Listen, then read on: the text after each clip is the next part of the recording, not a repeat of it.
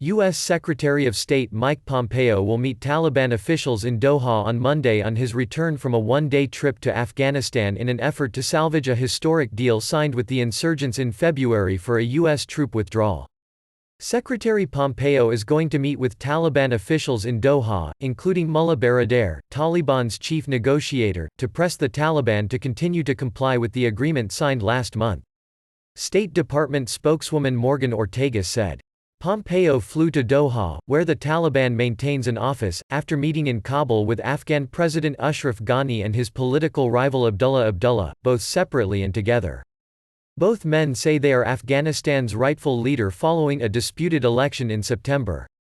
Their standoff has stalled the selection of a negotiating team to represent the Afghan government in planned talks with the Taliban.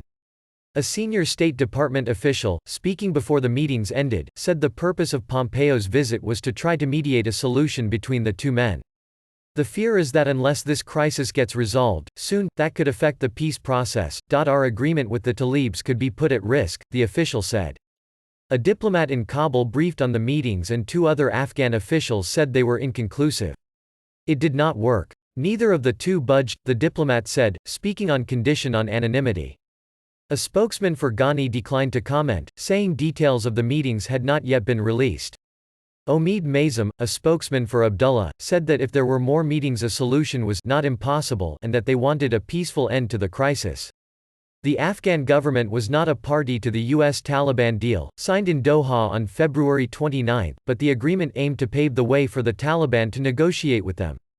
Formal talks have not yet begun, hampered by disagreement over the release of prisoners, a condition set by the Taliban, and by the feud between Ghani and Abdullah. The deal included a pact to withdraw foreign troops that would effectively end the United States' longest war. U.S. Special Representative Zalmay Khalilzad, who has spent much of his time in Kabul since the deal was signed, made a plea to both sides last week to act quickly on the release of prisoners. The Taliban and Afghan government spoke for more than 2 hours on prisoner releases on Sunday in a Skype call facilitated by the United States and Qatar, offering some hope of progress. But domestic politics have been a complicating factor. In February, Afghanistan's Electoral Commission announced incumbent Ghani as the winner of the presidential election, but Abdullah said he and his allies had won and insisted that he would form a government.